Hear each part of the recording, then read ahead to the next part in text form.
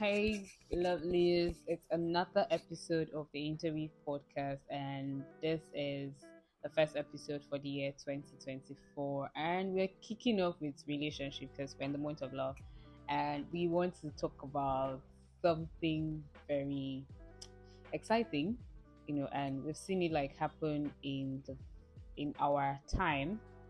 A lot of marriages tend to end up in divorces, and it's becoming like a norm. People just think I can get into marriage and get out because it's no longer convenient for me. And we want to like just dissect it and understand why people marriages are ending up in divorces. Is it something amazing, or is it just for convenience? Why are people getting into marriages and just ending it? And as usual, I have my host and special guest. I thank you for joining us this episode. It's a pleasure. Thank you very much.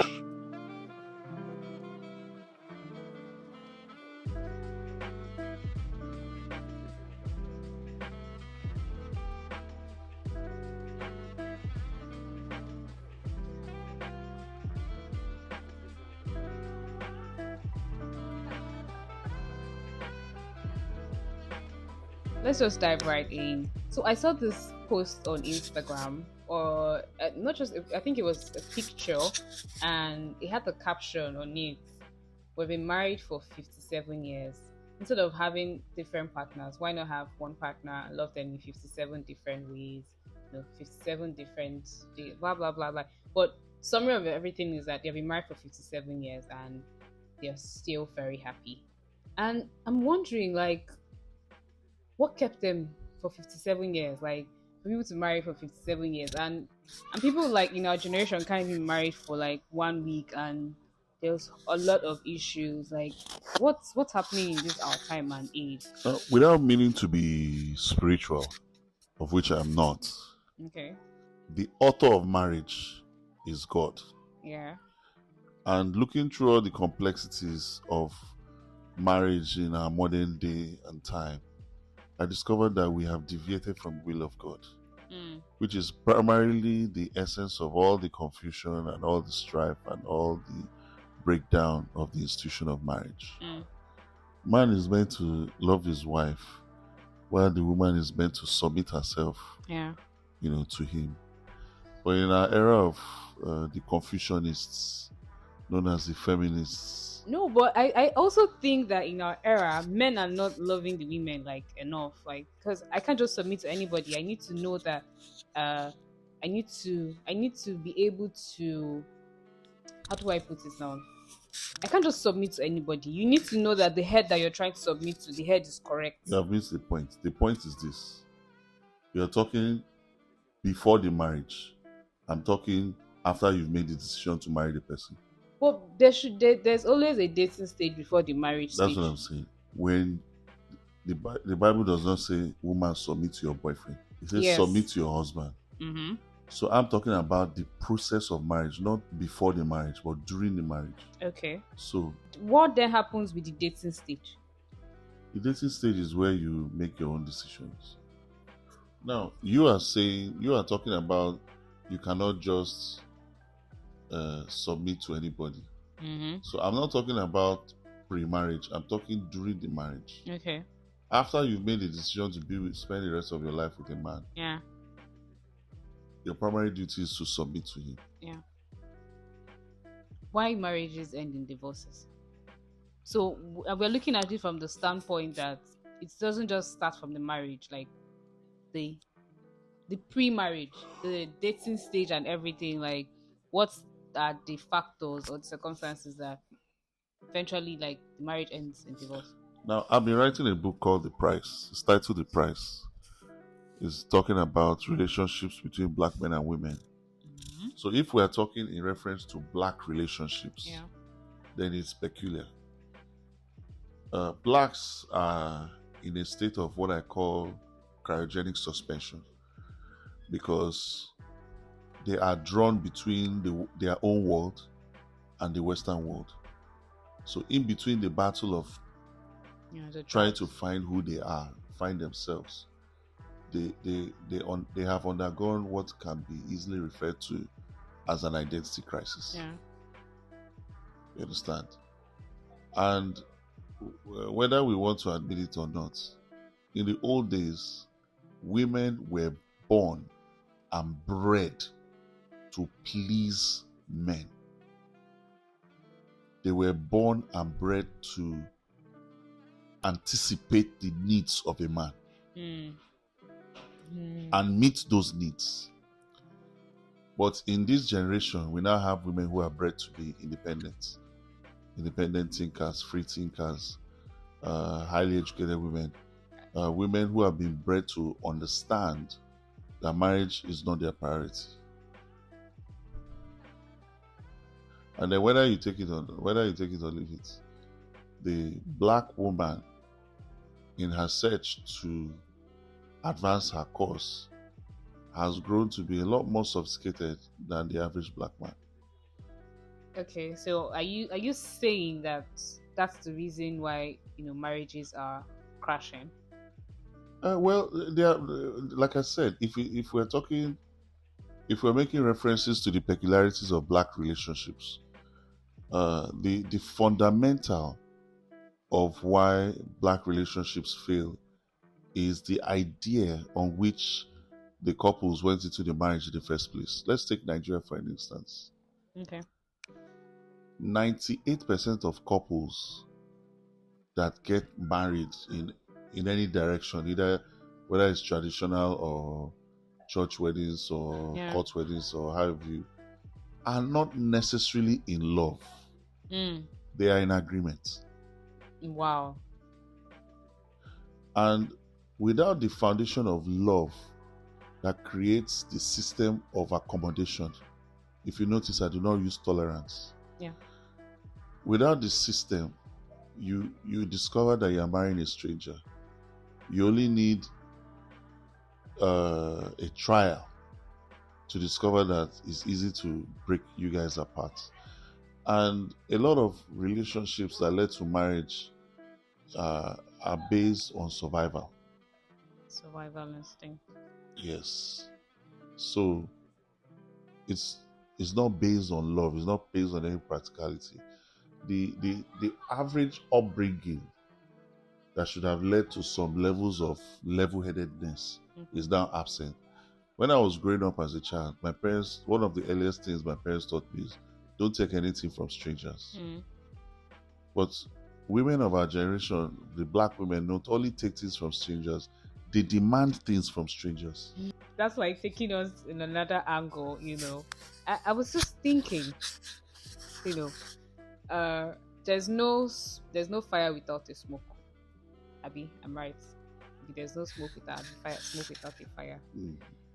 I think that the genesis of the problem that people like bring into marriages don't just start like when they get into the marriage. Like it begins from the dating stage, the courtship period, and all of that. Like people are overlooking a lot of things that should be priority. Like people don't even communicate enough about the right things during the dating stages, and when they get into the marriage they're like, I thought you were like this, you are showing me like I think that comes from a place of lack of communication, because if people are communicating properly, all of those issues won't come up like in marriage, and the next thing they resort to is to divorce because hey, I can't deal with this person. The first thing you have to understand is that there has been a bastardization of the culture. Now, what do I mean by a bastardization of the culture?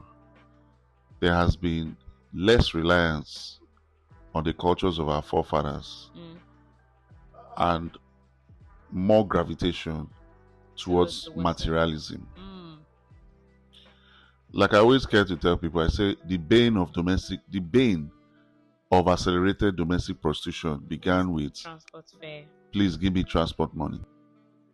It was the beginning of entitlement. Yeah. The beginning of women losing their self dignity. And I also think that that's as a result of, people are no longer able to like show their real vulnerabilities, like to be vulnerable around the people that they care about. Like, to intimacy is not just in having sex, blah blah blah. Like, it goes way beyond that. And if, for example, like somebody you love, for women, you will not want to like collect money from him. So I feel like in this time and age, people are no longer in love to even stay in marriages. Like, it goes way beyond the superficial. Like, people are no longer interested in being in love to stay in marriages. When you are hungry, Mm. both mentally and stomach wise, Mm. there's really no room for emotion. Mm. Only the pang of hunger that leads to the derivative of finding how to feel that hunger, which makes you more of a predator than a human being. Which So, makes it dangerous to get into any relationship, talk of marriage. so the women generally, black men, Nigeria. If you narrow it down to Nigerian men have no respect for the women. Mm. The average Nigerian man believes that once he has money, he can do as he pleases. And the average Nigerian woman believes if you don't have money, you have no business in the race for relationships. Mm. So there's a bastardization of events where the men make money and the men now feel that they are not constrained to be civil, that they can do as they please. Doing as they please means multiple partners. It means a lot in the negative, direction. Mm. So the main issue here is that a lot of black couples go into relationships for the wrong reasons, and the lack of respect generally that black men have for women. If you're around some careless men, you will hear them say, "Wait till they follow woman talk for 1 hour." Mm. Now, when you look at the concept of that kind of statement, it shows it's derogatory. Yeah. And it goes to say, without doubt, that most of the time, couples spend a lot of time in courtship without necessarily knowing who each other is, who they are. Yeah. Because they don't have any serious conversations. Yeah. They don't have serious conversations about themselves, about their challenges, about finances, about ideology. They're just there, they make up time, and if they don't fall apart before there's a maturation of events to talk about marriage, then they get married. But if they fall apart, fine. But on an average, if you catch a young lady or you catch a man off guard and ask them a question about their partner that is important, there's a 99% probability that they do not know that. That is the thing. Our marriages now are based on survival, and there's a delusion of what happiness is in marriage. Happiness in marriage has nothing to do with the feeling of kindness. The kind of effect that we have, when we are happy, or happiness in marriage has more to do with stability that is drawn from the endurance level of couples, especially the women, because the women are being led by the men. Okay. Our mothers, when I mean our mothers, is like those of us who are in their 40s, 50s. Our mothers and our grandmothers, if they have to be very honest, they will tell you that they were not necessarily happy. Yeah. Sure. But guess what? They had a happy marriage. Yeah. Why? Because they had a successful marriage where they put their children first and not their emotions first. Their emotions. But we are in a system right now where the women put themselves first. Why not? Where the women, but why not? where the women put their emotions first, where the women have no endurance, where the women have no And patience, so that's why a lot of marriages just, fall apart. yeah, Because in the first place, the variables that brought them together were wrong, or maybe completely non-existent in the first place. yeah, yeah. So it's, uh, also, I also think that, one of the reason is, a lot of people have been through terrible models of love. You know, they have very bad ideas and images of love. Like, a lot of people grew up in homes that separated, their parents are separated, and these things all formed their ideologies. And when they get into a marriage as well, that's the image they have of marriage. So they also think that they should behave the way their parents have behaved, and so it's, you know it leads to an untimely end of their own marriages as well. You can't give what you do not have. Can't give what you do not have. So also, I think that this is one of the other reasons why 90% of our marriages are ending in divorces, because people have terrible models of love or what marriage should look like in their heads. Love only happens most times once in a lifetime. For many, it never happens. Mm. There's a particular feeling that particular people bring out of you as a human being, and not everybody can. Not everybody has the joy or the blessing or the grace of experiencing such a feeling. So Okay. I think we have basically like talked about deep things regarding why marriages end in divorce. But there's one more thing I'd like to say or like to add. People also do not spend a lot of time like planning for the marriage. People are more interested in the wedding, especially in this time and age. Like, people are more interested in the flamboyant wedding, the classy weddings. Oh, I want this kind of gown for my wedding. I want this kind of outfit for my wedding. My ashrebi should be like this, blah blah blah, and all the rest of the mundane plans. And they do not even care about the marriage. And the marriage is forever. The wedding is just for one day. So if people can start to pay more attention to the marriage, women especially who are vain in this time and age, a lot of women are so vain. They only care about very mundane things. You can start to pay attention to the very important things. I think we will be able to reverse the situation with marriages, because, truth be told, marriage is a beautiful place to be, and it doesn't always have to be this. It doesn't have to be this bad, to the point where every small thing divorce, every small thing divorce. Your husband slap you, divorce. Your husband. Hey, like, we need to go back to what marriages used to be. In the days of my grandmother, I don't think they had anything like divorce. You iron it out with your husband, stay there. But in this time and age, it's terrible, and it doesn't speak well of what's going to happen to the next generation or the next generation. So at this point, I think we would call it a day. And we hope that you are able to pick out one or two things that will help your relationship, your marriage. And if you're at the verge of divorcing your partner, please think again. Surely it is not something that is going to take your life and away. I have one more thing to say. Okay. The church unconsciously misleads the people to assume that we are equal. Mm. But in truth, we are not equal.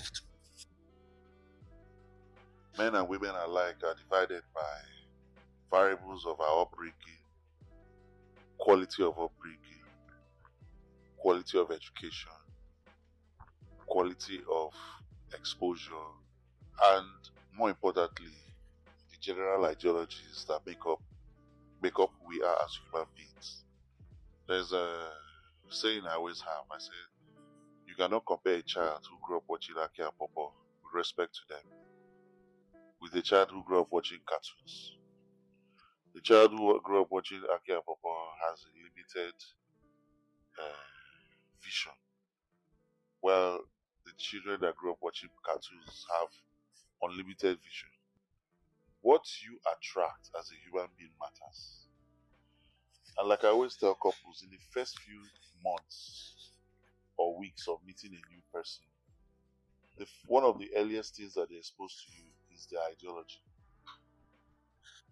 But you have to pay close enough attention and be present in those moments to be able to see and hear and understand if you people are coming from the same place and if you're actually going to the same place.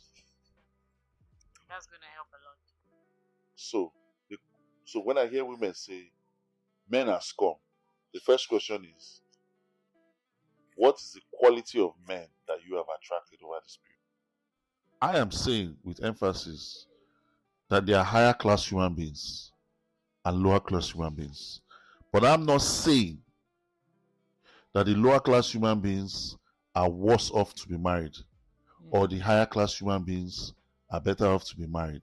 That's not what I mean. What I'm saying is you must be able to attract people who are on the same intellectual, sociocultural wavelength as you are. The nuisance values that you people have will be better appreciated when you match people of the same class. Okay. So that is that for that. Makes sense. Okay, at this point, we will draw the curtain on the episode for the year, the first episode for the year. Do well to subscribe, share, invite all of your community to come listen to the Interweave podcast. Until our next episode, bye for now.